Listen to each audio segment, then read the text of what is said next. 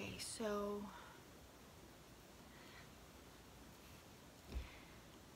it's move day, and at least as in the day we got the U-Haul to move the big items over. It's pouring rain outside. Yesterday it was Shabbat and it was a beautiful day, so there was this beautiful Indian summer for weeks, and then all this came down last Wednesday, and Thursday it started pouring rain when we were starting to pack and move into storage, and then it poured rain on Friday while we were continuing to pack and move, and then it broke for Shabbat and it was gorgeous for Shabbat, and then it decided to pour rain today on move day. So, oh, that's the way it is, that's okay, but I just want to document this whole thing, and in the middle of it, and that I find that most, I don't know, helpful for me to let go of things is to either write about it and journal, or video my reaction or something, and take, you know, the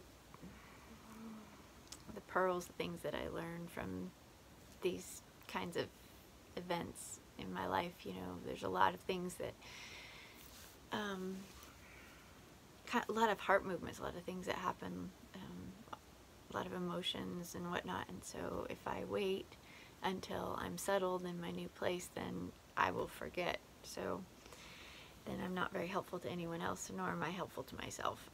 So I am packing right now, my own clothes. Everybody else is asleep out in the cabin. I believe it's, I don't know, 4 o'clock in the morning or something, and I'm going to try to pack while I talk and figure out what it is I'm taking to the new place, and what I am leaving in storage, and what I am giving to St. Vincent's.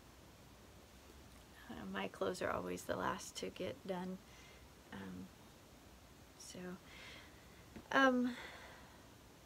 You know,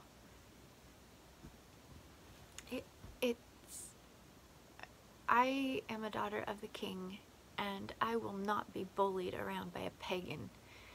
I am free. I am not a slave anymore in Egypt. I have Elohim who loves me, who has and is fighting for me, and I am obeying, and I have turned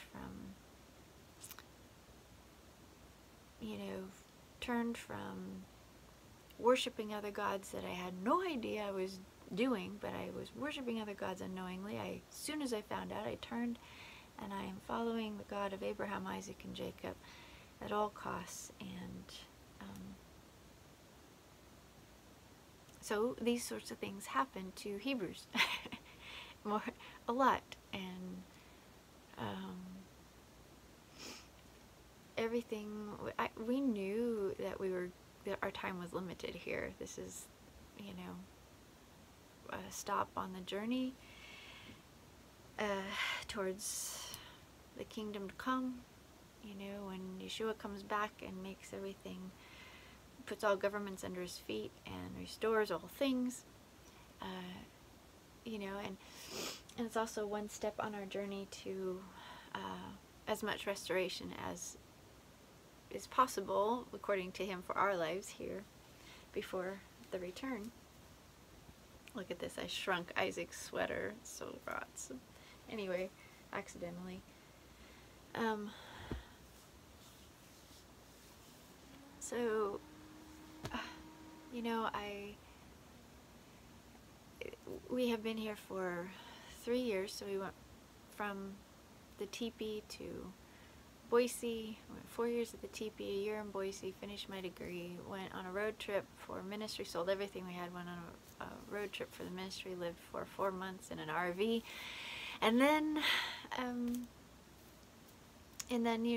we spent quite a few months kind of hopping around from different place to different place, doing some house sitting and for a friend, and and got a lake cabin for a while as a retreat from a friend. It was awesome, but then we moved here, and it was very clear that Papa put us here. The story and how it came down was super clear. You know, so this was an upgrade from a teepee, log cabin, you know, but there's no insulation here. There are, you know, I am really, for 3 years we have been dealing with spiders that will show up in your bed. They fall down from the ceiling.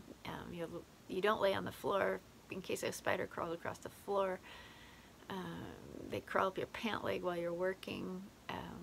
They're in cubby holes that you put your hands into.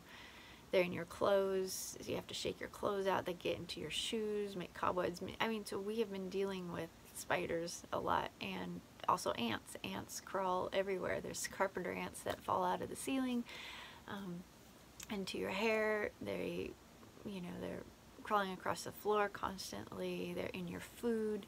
And we've also been dealing with mice. Mice are a huge thing here. I mean, it's almost worse than a cat, almost worse than a teepee.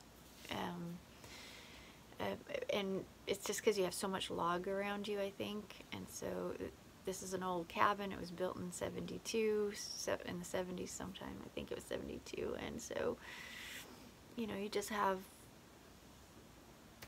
I mean, animals just like wood. And so that's one downside to a log cabin. And so, an old log cabin. And so the mice are like a huge issue.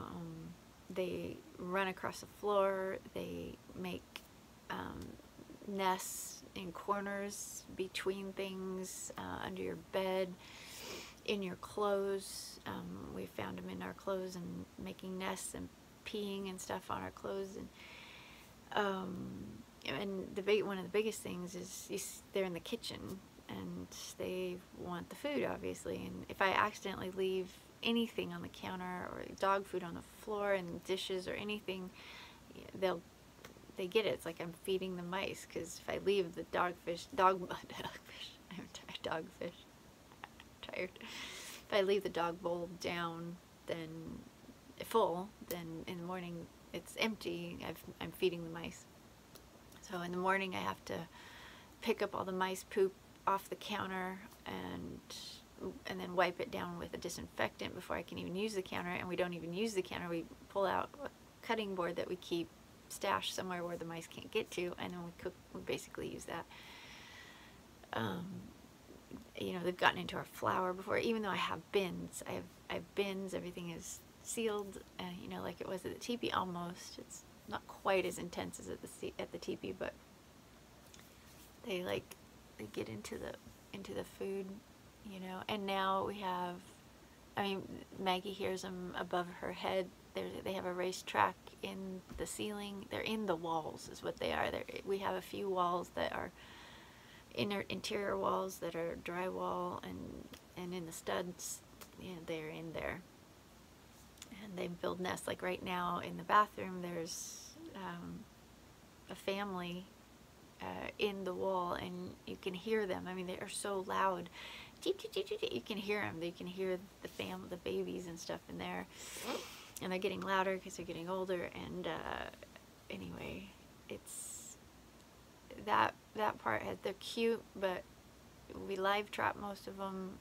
But it's a constant thing. You can't ever get rid of them. They just want your place, and I am tired of this. I've dealt with, you know, the woods and mice and animals like this, you know, teepee, all those years, and then here for 3 years. And so we knew it was gonna be time to go. Just didn't expect it to come down like it did, as fast as it did, and as mean as it did from the new owners. So the old owners were awesome. They were really great people. I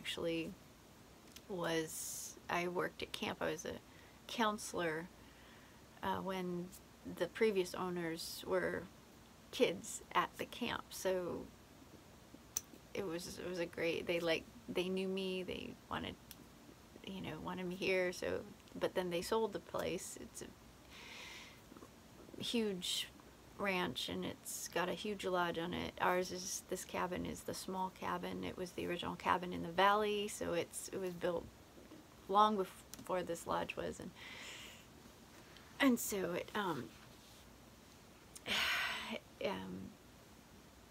so we're in the old cabin on the property, but they sold it, and when they sold it, let's see, what do I want with it? Do I want to take it?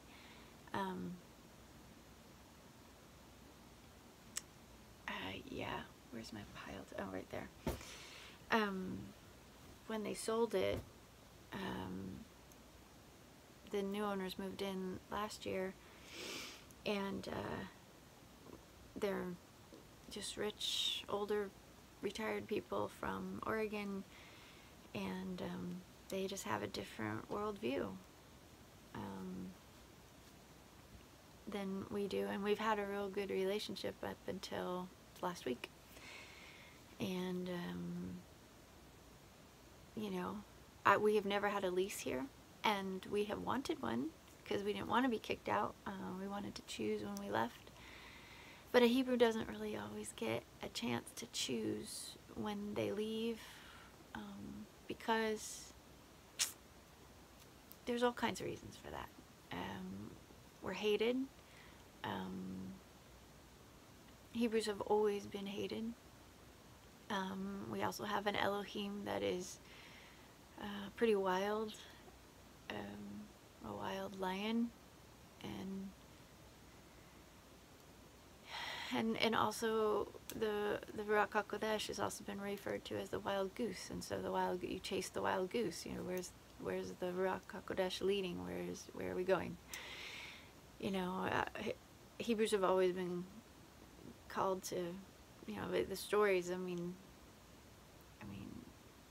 just name me one who got to, you know, sculpt their life with a 401k and retirement plan and money in the bank and, you know, a perfect life. It just doesn't happen, because the Hebrew believes that paradise isn't here. Paradise is coming, and a Hebrew is following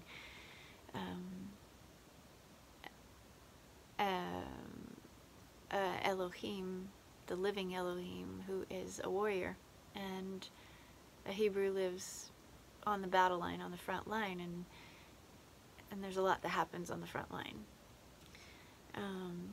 So, I mean, we wanted a lease here, but we didn't get one from the first owners. They didn't want to do that, and so we did month to month, which was fine. Isn't that a cute skirt? Yeah, I think I'll take it.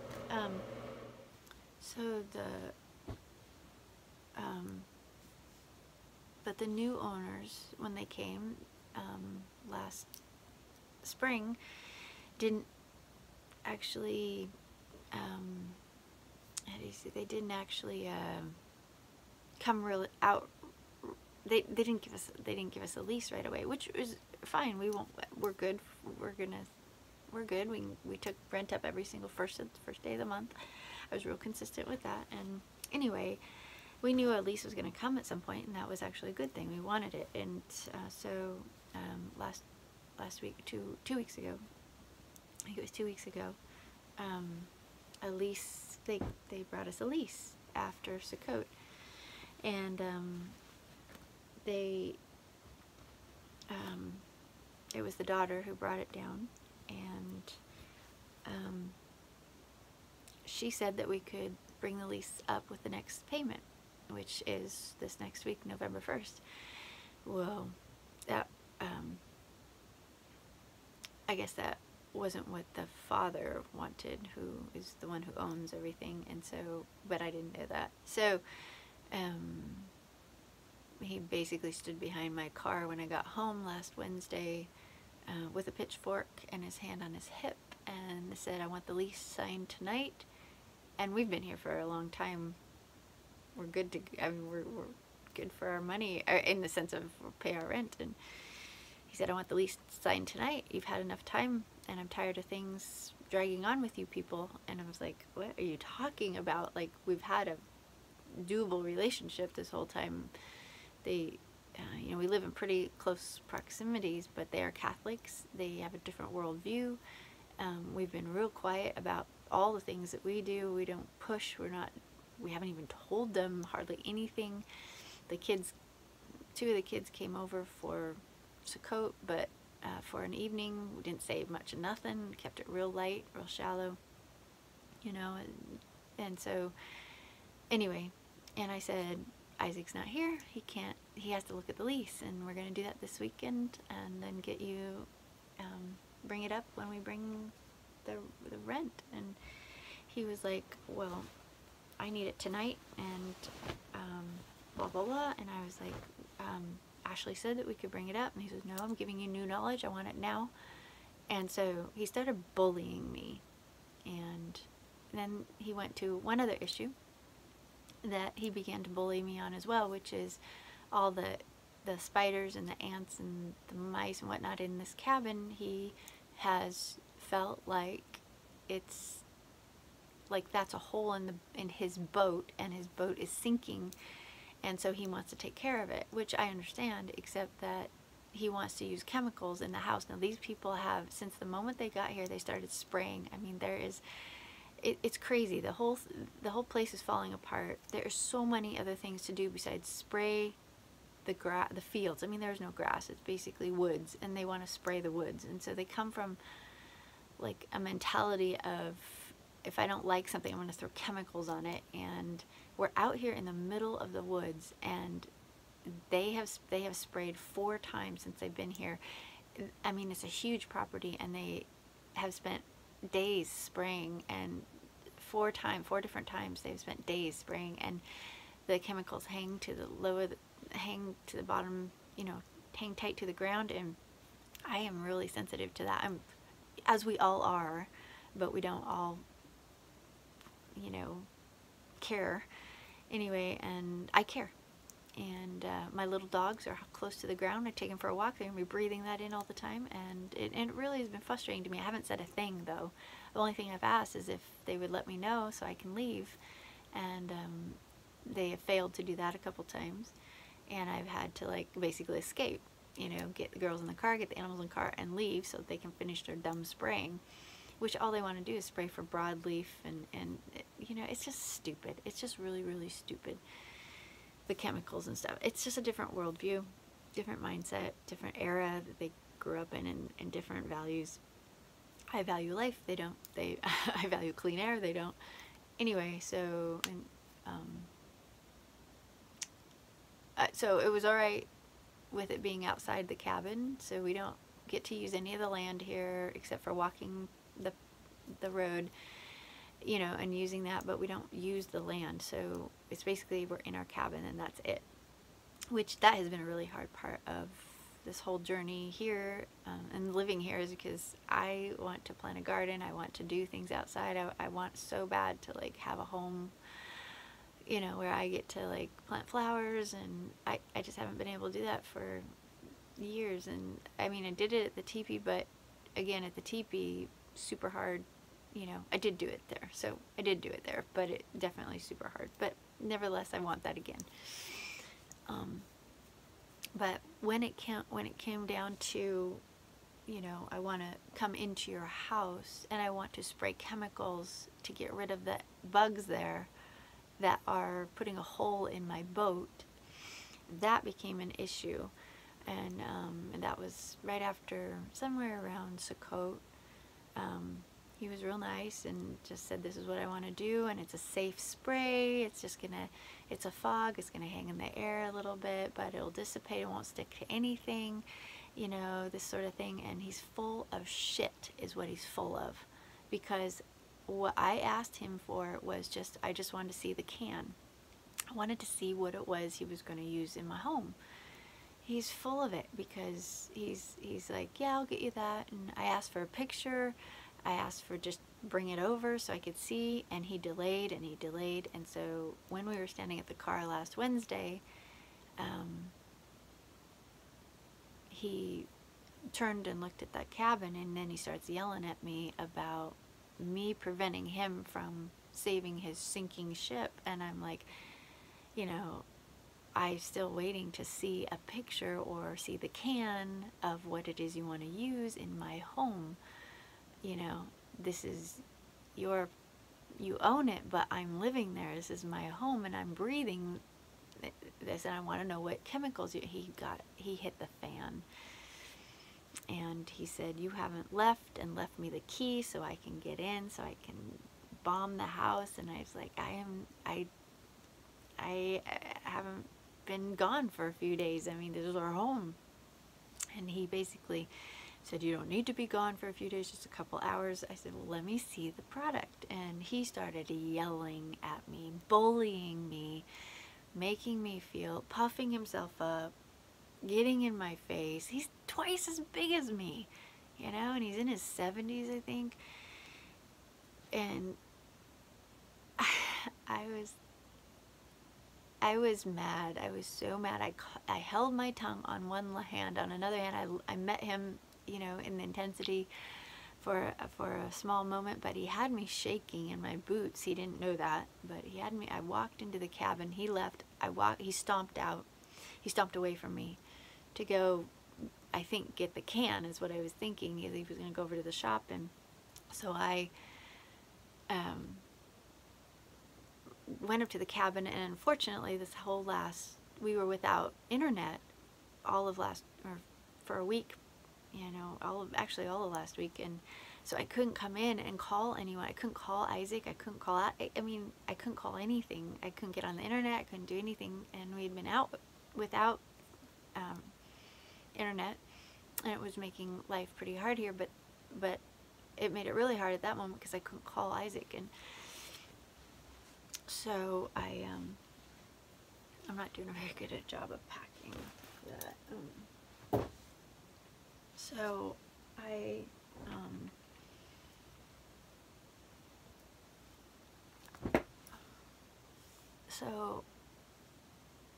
I got my phone because I figured he's going to the shop to come back, and I don't want him showing up at the cabin with the girls here and having him yell at me here. So I grabbed the phone, ran out, because then I got mad. Now I wasn't feeling abused. I got mad. So he tacked me, and I was like, whoo, and then I came in the house, and I went, breathe, and then I'm mad.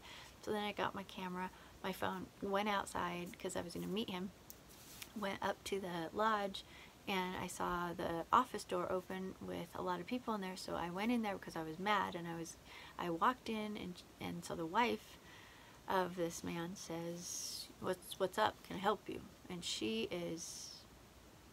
her and I have had a fine relationship, you know. I mean, we don't get personal with a whole lot of stuff with them. We haven't, but it's been on the up and up. And I said, I feel like I've been attacked, and I don't appreciate it. And all her kids were there. There was 3 other people there.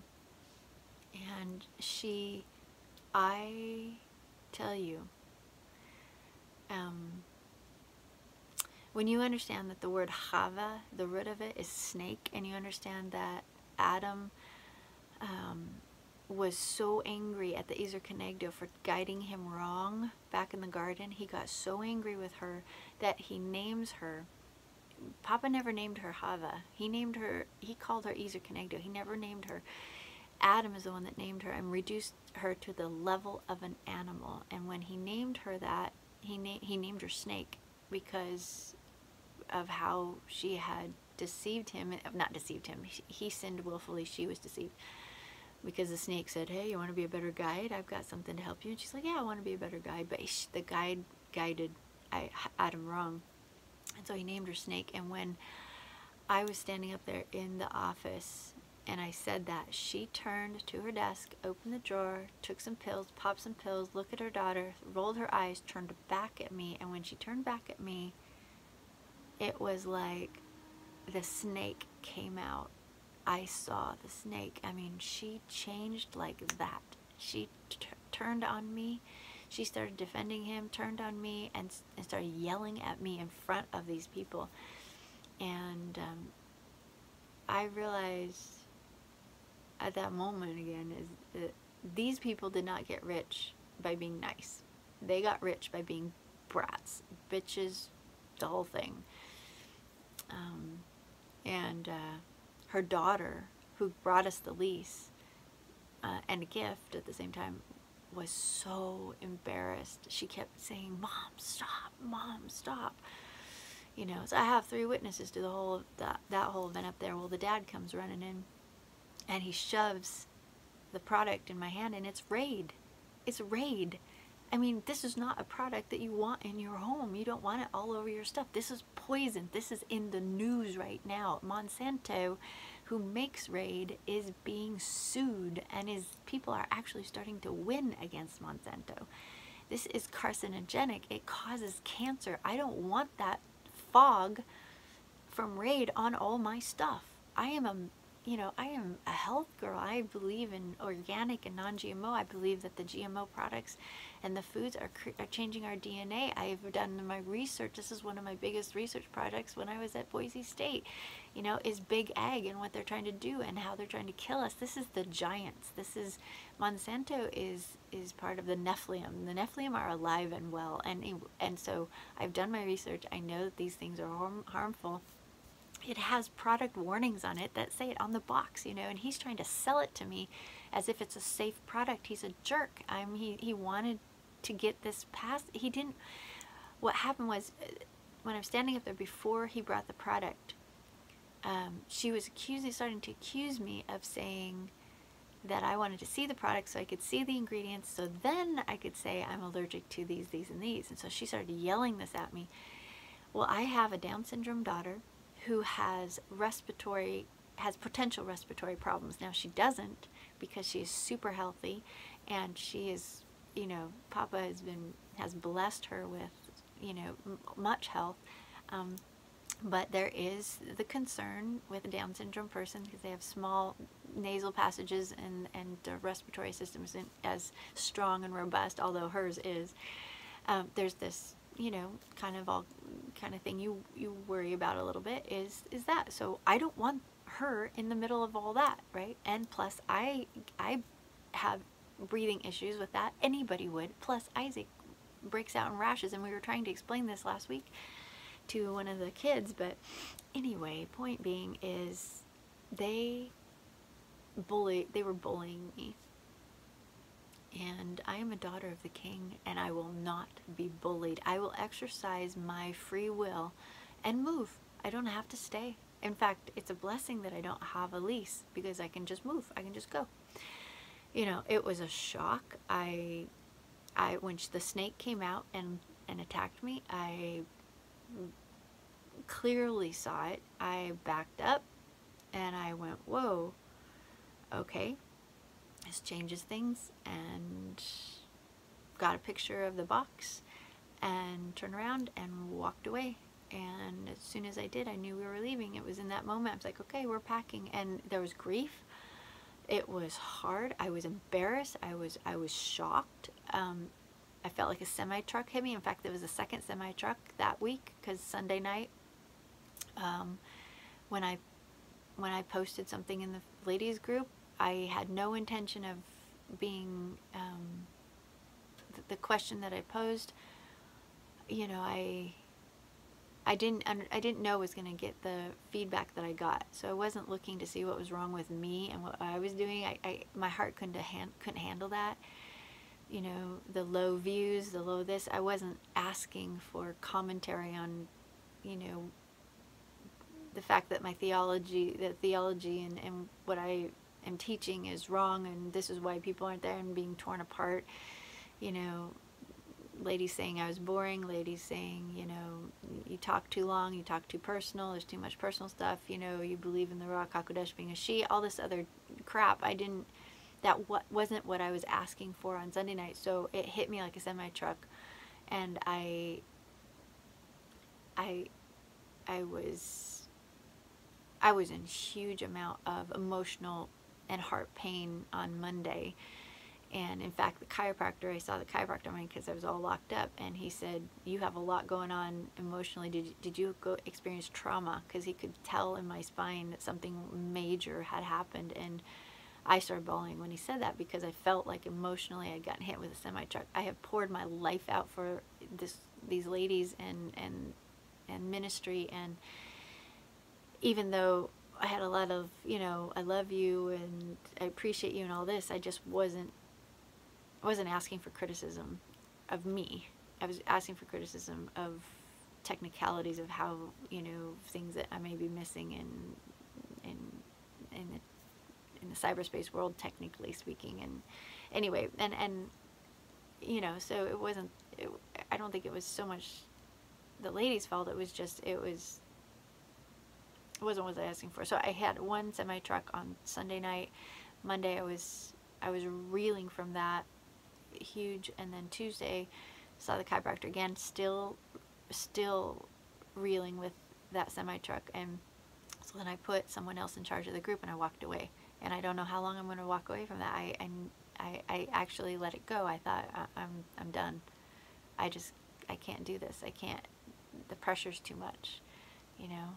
And maybe I'm not made to be a leader like this in front of ladies. I mean, ladies can kind of snowball with a whole bunch of ladies and kind of jump on you pretty fast. And I've had too much experience like that. I can't, my heart can't take it. So I basically, but it wasn't something that I physically did. It was something in the computer.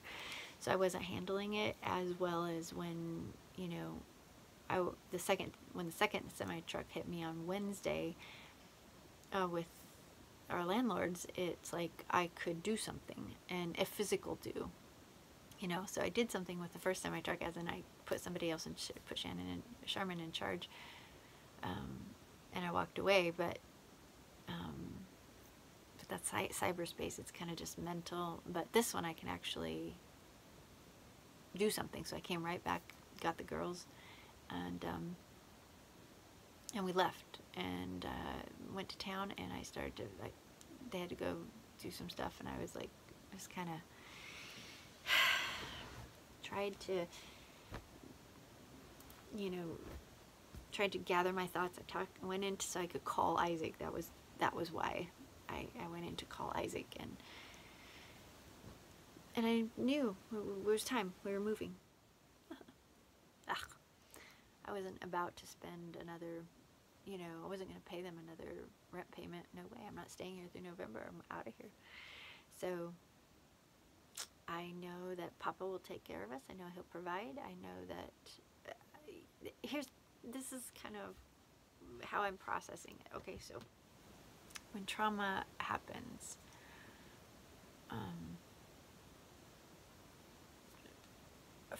first of all, I've had a lot of trauma in my life, and one of the things that I practice, or something that came naturally to me, and something that still does come naturally to me, is letting the grief and the pain go through you. So I don't know if you understand what that means, but you have to let it go through you. If you don't let it go through you, and it stops right here, you're going to be a mess. You're going to be an absolute disaster. So the only way that I have dealt with all the abuse that I've gone through, all the trauma, all the, you know, all the things that are so hard that actually have taken people out. Only one of the things that I've been through will take people out.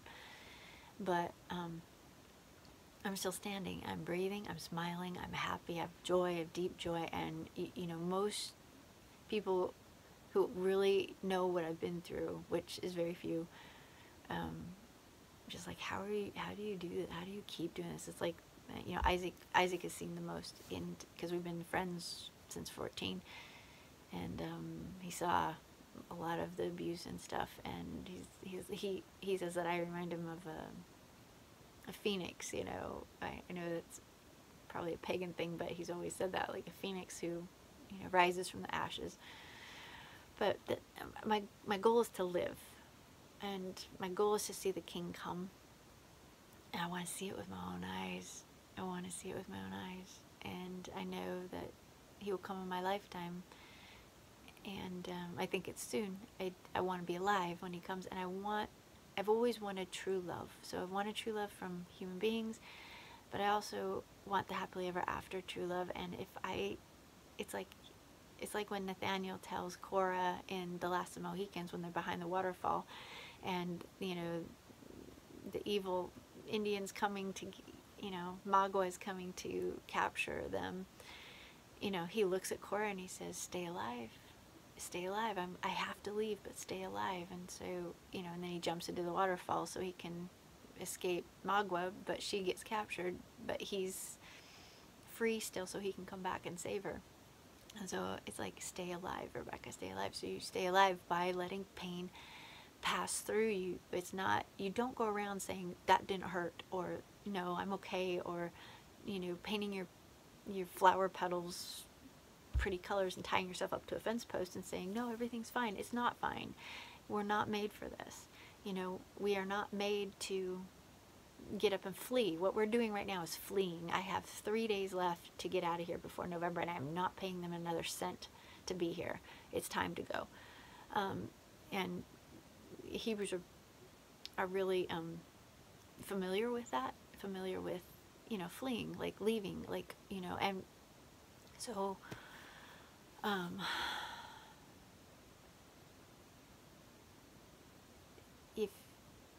if you hold on to that pain and the grief of that, then you're just collecting it for years and years, and you're just going to look old, you're going to be old, you're going to be you're not going to be real, you're going to be fake, your reactions, your emotions, everything's going to, it's not going to be real, it's going to be fake, and you're not going to let your heart breathe. You have to take care of your heart, just like King Solomon said. He says, guard your heart above all else. Well, part of that is letting it freaking breathe. And so when something hurts, to say that hurts, and I do that with people individually, and most people, all people, I have never come across, I don't think, outside of Isaac,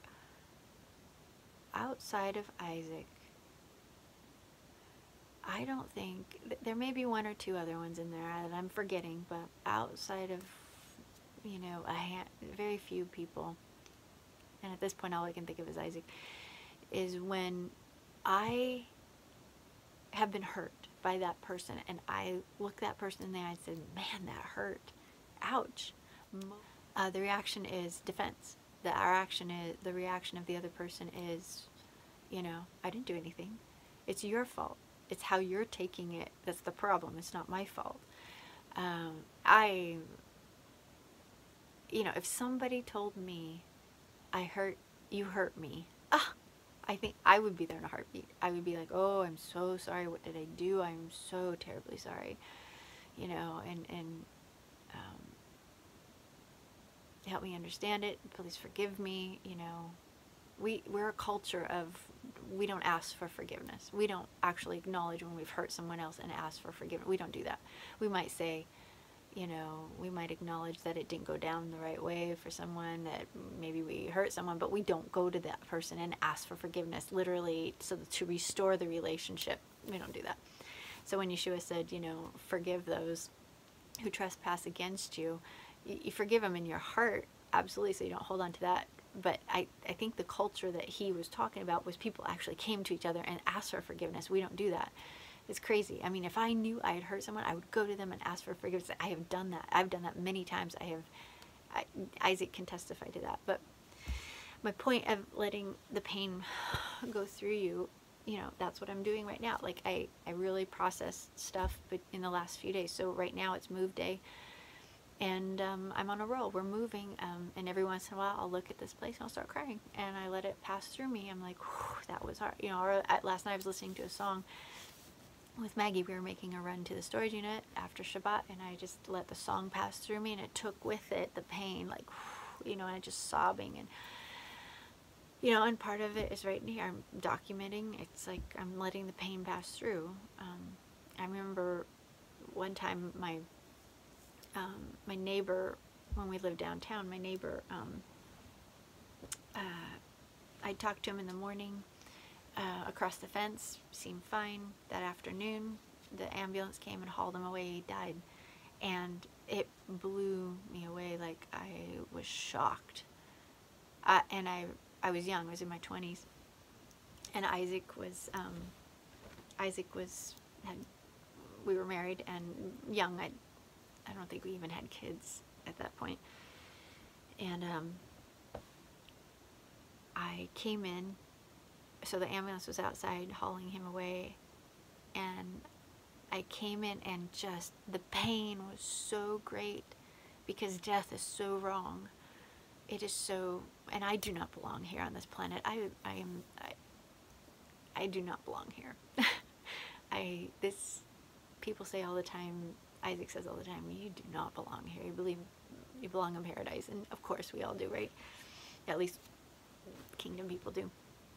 And the pain was so great. It slammed, like literally it slammed me against the wall. And because I knew what I needed. I knew what my heart needed. It was a song, and I knew what song it was. And I threw that song on and blasted it, and it threw me against the wall. And the pain was going through me, and I slumped down, and I just was sobbing, and I was crying out to Papa. And Isaac saw that, and he didn't know what to do with it because they were newly married, and that was a new thing he hadn't seen before, is how I deal with grief and pain. I let it pass through, and it's not pretty, and sometimes it's super scary. But if I don't do that, then I'm a wreck for the rest of my life, and I can't move. And I know that. I know that to be true. I know that about a lot of people. So I'm just gonna let the pain go through, and I'm gonna let go. The other thing about this whole thing is letting go. A Hebrew, it becomes an expert at letting go, you know. And so I'm sorting right now. I'm again sorting, lightening down. I mean, I don't think we could get too much lighter for 4 people, but we're lightening down again. And part of that is probably gonna, you know, is gonna be beneficial in the end, you know. When, you know, we're hoping to have a home here in America and one in Israel, you know, and just getting light, because the whole point is not stuff. I mean, I believe this is what human beings have been created in the image of Elohim to live, and man and evil has hijacked the whole concept of life and has brought in the concept of money, of currency, of taxes, of landlords, of governments, of IRS, of every, you know, that's all evil. All of that is evil. And where was I going with that? I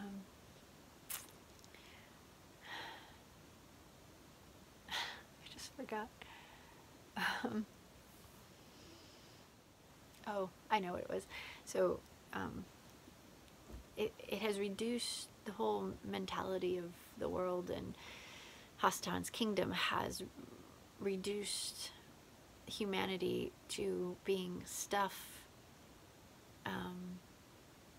collectors, stuff storers, and stuff movers. That's all we do, is we collect stuff, we store stuff, and then we have to move the stuff. It's just stuff. It's like, yeah, you need some, definitely, but that's pretty much where, you know. And now, I mean, nowadays there's even the whole internet thing, which is totally bizarre for the last 10 years or whatnot, and the last 3 has gotten super weird. The chiropractor said our spine is changing as a whole, as a society, because now we're just hunched over like this.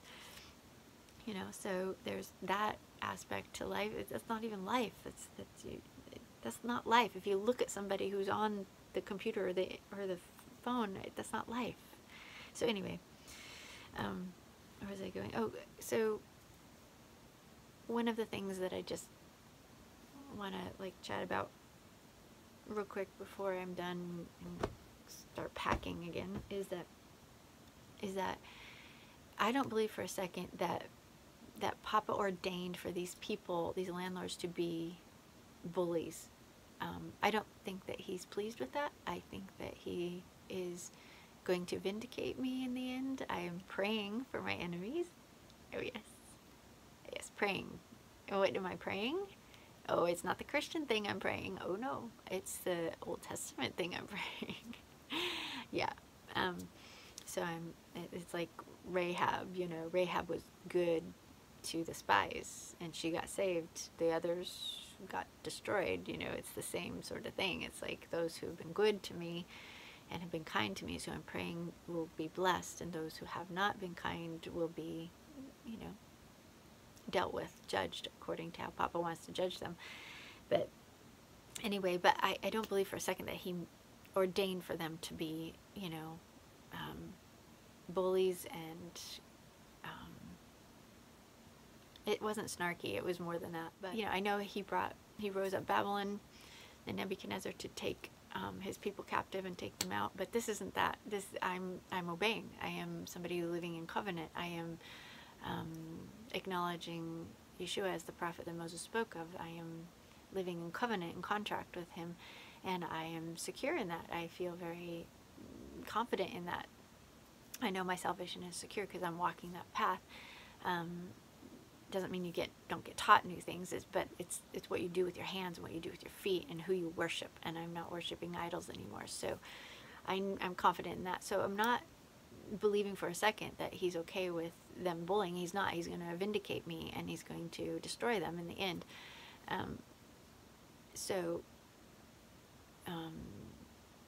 But what I do know is that he will use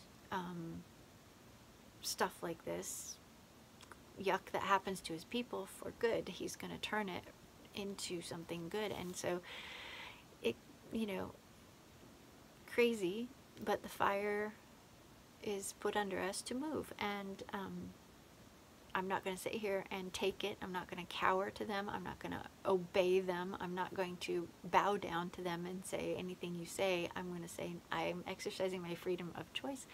I'm exercising my right as a human being to leave, and so I'm going to leave. But it could be that Papa's like, good, this is good. I want this to happen now. So I'm going to put in your heart the flee, like, go now. Like, that's what it feels like, is we have to go now. Like, there's no time to waste. Like, I want out of here today.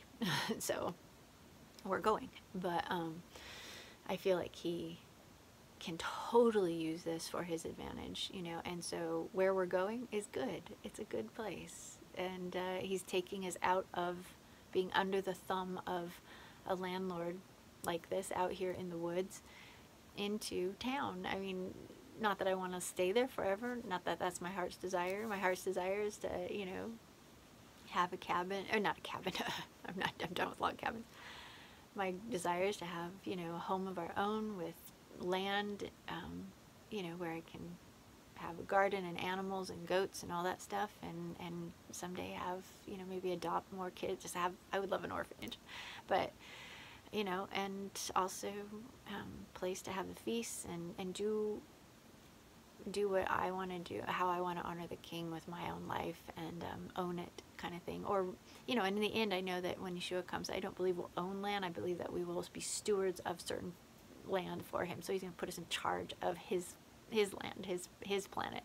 So I know he's going to give us stewardship over certain areas, and it will be ours to govern. So I think that's going to be cool. But you know, it is what it is now, and we're leaving here. He's moving us to a place where we've got amenities, you know. I mean, here we're stuck in the cabin all winter. It's very claustrophobic, you know. At some point, you know, it's hard on the heart being here, honestly. It's beautiful sometimes, but it's also very hard. So we're moving to a nice place. No mice, no ants, no spiders.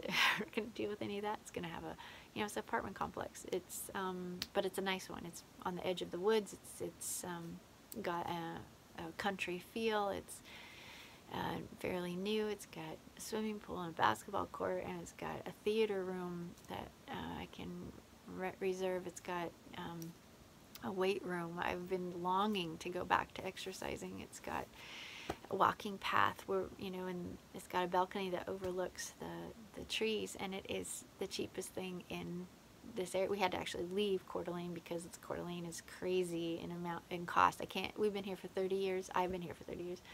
Basically, and can't even afford to stay in the same town that my girls were born in because it's so expensive. That's why we're living out here in the woods. And Isaac's epiphany was, you know, this was a gift. This was only $650 a month, which was a huge stretch for us coming from nothing at the teepee. But he said, you know, when you have such a unique spot and it's such a cheap rent, you're kind of stuck. You know, it's like you're kind of stuck right here. Like, movement is hard. So to have a fire lit under us to move us so that he can begin restoration, it's going to be good for my heart. Because then the girls can have something to do during the winter. I can go lay at the pool in the summer. And Maggie's going to school this year. I've just entered school to learn how to make money on YouTube. I want to learn how to do this so that I can not just make money for the, you know, make some money for the family so that I can accomplish some goals that we have, but also I want to apply it to the ministry, and after I learn some stuff, because I want to fish better. I want to fish for people in, you know, more effective ways. What was I going to say? There was something else I was going to say, like, oh, and come to find out, go figure, they just started, like, at the teepee, it was super clear when Papa wanted us to move. You know, he removed the, it was so clear. It was so clear. A big electrical storm came, hit a tree, a huge tree, and it fell right across our path that went to our food. It was just huge. It was crazy. It started on fire and it fell over, and it blocked the path to our food. We that same week, the well where we got water for those 3-4 years, all of a sudden there was a padlock on it with a note that said no more. And it was a farmer who let us use his well, and so there was blocked, no water, no food. You know, it was these blocks to these things. And then when Isaac went up to get wood, on the mountain where no one had lived, all of a sudden somebody had bought it and showed up with a shotgun and told him to get off the mountain, and he couldn't have any more wood. So here we had, the heat was blocked, the food was blocked, the water was blocked, so we knew it was time to go. Well, here, just last night, huge fire right beside the road. Driving up, I mean, you could feel the heat of it. I mean, it's a small 2-lane little mountain road, and a huge mountain fire on the side of the mountain. And I think it was a controlled fire, but nevertheless, it was a fire. And it just felt like, wow, fire under our feet, under our boots to move. And it was really weird last week. The Wednesday, so after everything came down on Wednesday, and I left going, we're moving, we're out of here. The moon was full, was completely full, and it was so beautiful. It was the most beautiful moon I think I've ever seen, and I failed to get a picture of it because I was just enjoying it so much, and the moon shadows were so strong, and it was reminding me of, I feel like, because there was just a few clouds, but nothing too bad. I feel like Papa was saying, you know, now it's time to pilgrimage, and you know, full moon is when the pilgrimage feasts are, and it's not a feast month, that was last month, but it is the 8th month. 8th means new time. We're out of here. It's a new time. Middle of the month, great time to move. Full moon. I mean, it was just, it's so I'm seeing Papa's hand in it, especially because, you know, the place I found is like the first place I looked. I didn't even, before I ever, when I came down from their house after being bullied and I knew it was time to go, my instinct is like, okay, I'm going to start troubleshooting. But I'm old enough now, I understand how this works. I'm like, I'm not going to troubleshoot without you, Papa. I caught my breath, took the girls to town, prayed, and got down on my face and just said, okay, I'm not touching the search for somewhere to go until you know that I don't want anything that you don't want, that I want you here with me as I'm searching. So I made that super clear in my heart. Then I started looking, and I just got on Craigslist and scrolled down. I'm at the library, and I'm like, no, and I'm like, the only thing that stuck out was this one. Called them and made an appointment for Thursday to look at it. I went all the way over there. It's about 40 minutes from here, and outside of Coeur d'Alene, and I went and had an appointment, looked at it, and said, yeah, I chose one of the apartments that was available, and they're available right now, which is unique because most of the time you have to get on a waiting list. And I'm trusting Papa for the rent. I mean, it's double this, and so it's going to be interesting. But Papa has given Isaac a new job, and it's going well. I had saved up money this last year, or how long he's been working for 6 months, 6-7 months full time. I'd saved up money to use for my Jubilee year coming up. I wanted to do a food truck with Hadassah. So I feel like Hadassah has gotten the shaft of all of this ever since the TP. I mean, she's been a trooper and come along with us for the ride, but in the end, I feel like she's gotten the shaft, and I want her so much to be successful, and she's mine. Her and I are going to be together. I think she can get married. I think she can, get to be a wife, but she wants to do so bad. But she's 16 now, so we got time, but I know she wants so bad to feel validated and feel important and feel like she's applied at different places for jobs. We've gone in and filled out apps, but no calls yet, and people just won't give her a chance. But I will. And so Mommy believes in her. I know what she can do, and she's amazing. And so I had been saving up money for a food truck for her and I to do, and got a no on a location that I had chosen from the East Side Highway District. They said no to my request for putting a food truck in a certain location that I know would be just awesome, but they said no last week, which again just kind of put Papa's thumbprint on this whole thing. And that's what we're using to move. So instead of a food truck, we're moving, and that's okay. This is important, and Papa will provide. And I'm going to go to school. I'm going to figure out how to make some money on YouTube, and then a food truck will not even be an issue. It won't even be hard. It'll be easy to do, because I want to live in the Yom Kippur blessing. Yom Kippur is about, getting, if you come to Yom Kippur and you haven't fed the hungry and clothed the naked, and you haven't done that all year long, then this is the new thing I learned this year at Yom Kippur, then you will be cut off, and your name will not be found in the book of life. And I want to live in that. I want to take that seriously, and so this is part of the food truck, was part of it, but Papa will provide. Seems like there was something else I was going to say before I'm done, but I need to get going and packing. Something I was saying earlier, I don't even think I finished my thought there, but yeah, I don't even think I finished my thought, but basically,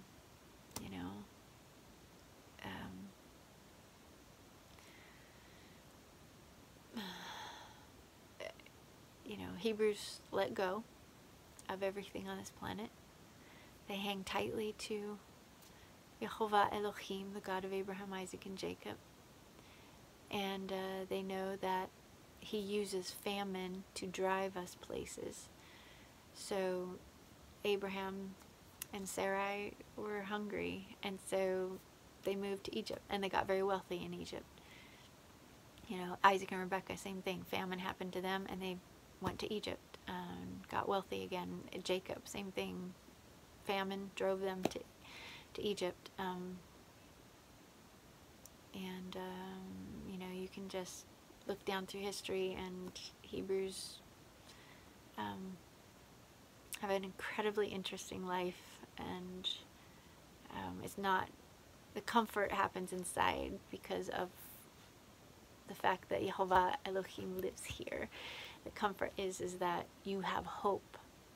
I have a lot of hope. I mean, I believe what the scripture says. I believe that the reward is coming with him. I believe in the happily ever after. I believe that we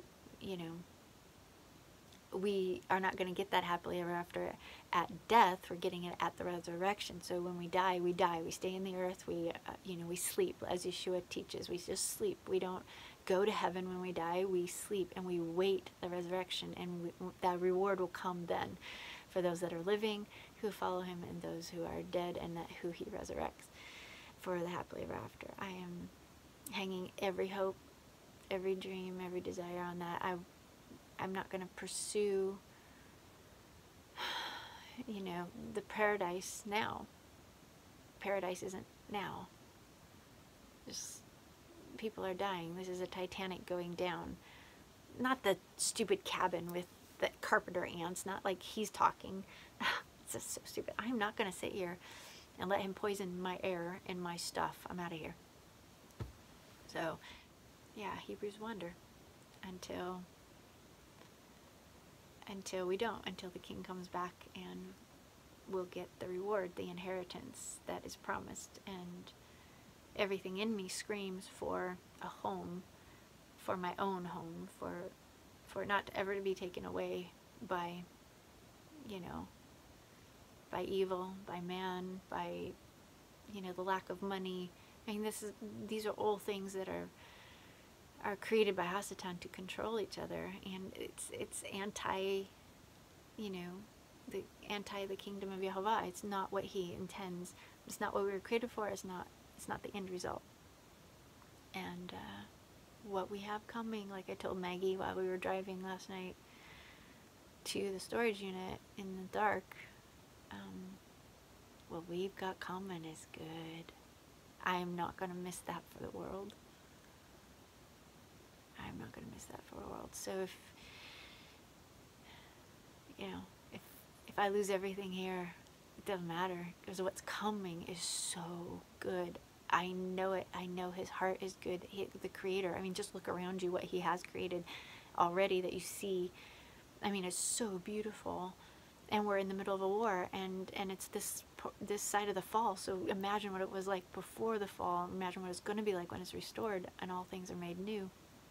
I mean, talk about every hope and dream. I mean, we'll be married, we'll have children. I'll be able to pop out children, babies without a problem. You know, every single thing, you know, everything that has been taken away because of death and destruction is going to come back to us. He's going to bring it back. You know, animals that we've loved and people who have chosen life and chosen to obey and chosen to walk that path. You know, the reunions are going to be amazing.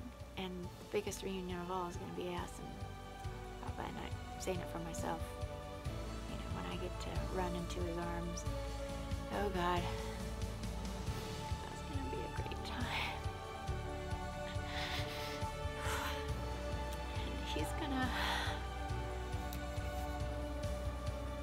he's gonna look at me and he's gonna say, well done. And Yahshua's gonna look at me and he's gonna come here and he's gonna, well done. And the rock is gonna hug me. She's gonna say, well done. Yeah. And in all the moments that I get to be with them, you know, when they hug me, I'm gonna feel relief. I'm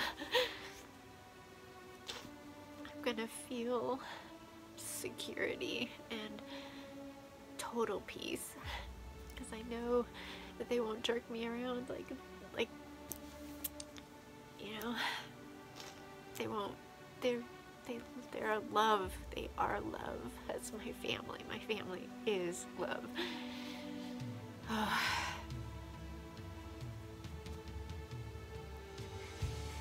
So everything that I have loved, you know, this view out here is amazing. I want to get a view like this someday. That is going to be mine and it will be taken away. I think I've realized over the course of the last week that, you know, the drive here is absolutely beautiful, but the destination isn't so beautiful. You know, we can go out and we can drive different roads, you know, and think, oh, I want to live there, or oh, that would be great, you know, or it's so beautiful, but in all reality, what goes on in the homes, in the houses, you know, that are lining that road,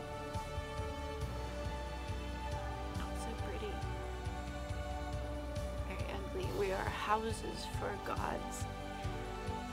And these people here, are houses for demons. They have chosen that. I have chosen Elohim, Yehovah Elohim, and the two they clash. The ideologies clash, the worldviews clash.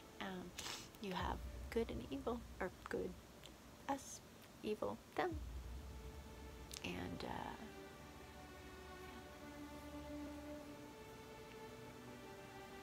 it's sad, yeah. But I'm gonna turn and not look back. I'm not gonna look back. I've practiced that a lot. But I let the pain pass through as I'm trying to let go.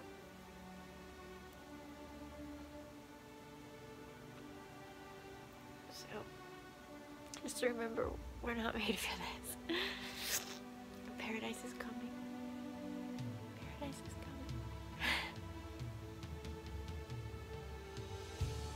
And we'll be vindicated. And Papa will cry with us.